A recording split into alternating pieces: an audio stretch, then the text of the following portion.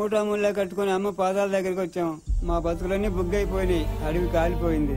కాలిపోయిందంటావేంటి? తగలబెట్టారు. రెడ్డప్ప తవ్వుకోవటానికి అడివడ్డంగా ఉన్నాం, అడివి నరకటానికి మేమడ్డంగా ఉన్నాం. అందుకే తగలబెట్టించేసాడు. అడిగితో పాటు మా బతుకుల్ని కూడా. ఎందుకు తవ్వుతున్నారు?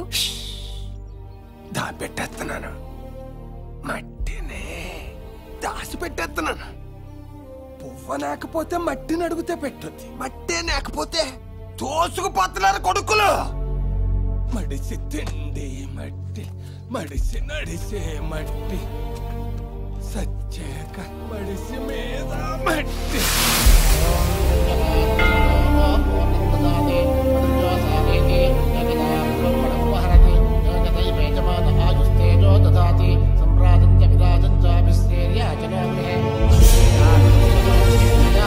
అర్జో ఫారెస్ట్ అంతా రెడ్డప్ప తగులు పెట్టాడు.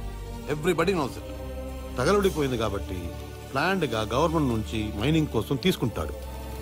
పని పాట లేని వాళ్ళు ఏమనుకున్నా ఐ డోంట్ కేర్. చూడండి, ఐ బిలీవ్ ఓన్లీ ఇన్ అమ్మ. ఏటేటా శరన్నవరాత్రి ఉత్సవాలు చేస్తున్నాం. This time also grand celebrations. అరే మీరు నా వెనకెందుకు పడతారయ్యా? వెళ్ళి సెలబ్రేషన్స్ కవర్ చేయొచ్చుగా. మేము జమీందారులు. ఈ ఏరియాలో మైనింగ్ అంటే మా పేరే చెప్పుకునేవాళ్ళు. పిల్లలు లేని వాళ్ళకి మైనింగ్ ఎందుకని రెడ్డెప్ప లాగేసుకున్నాడు. ఏదో నెలకెంతని బిచ్చం పడేస్తున్నాడు.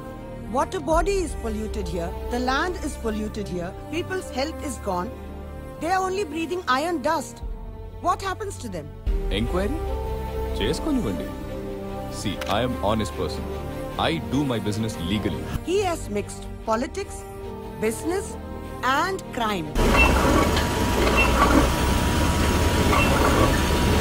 చక్రవర్తిని ఒకతను ఉండేవాడు. వాడితో కలిసి చిన్న చితక వ్యాపారాలు చేసేవాడు. 15 ఏళ్లలో 1,00,000 కోట్లు సంపాదించాడు. 1,00,000 కోట్ల 12 సున్నాలు 12 zeros. న్యాయం కంటే అన్యాయం ఒక అక్షరం పెచ్చు కదా, అదే గెలుస్తుంది. వాడి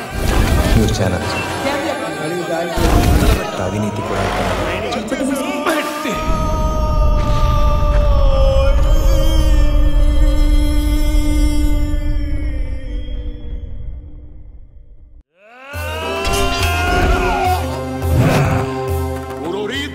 దుశ్శాసన కర్ణ శకునులారా, పాపులు పావనులను భేద భావము లేక సకల చరాచర జీవకోటిని భరించి హరించి తరింపజేసే జగజ్జనని భూమాతనే శాసించ ఆశించన మీ అహమును వదలిపోండి లేదా